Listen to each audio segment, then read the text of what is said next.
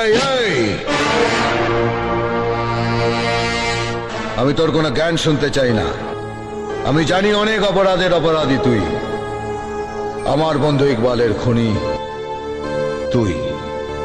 আমি যদি চাই তোর মুন্ডুটা ধর থেকে এই মুহূর্তে নামিয়ে দিতে পারি,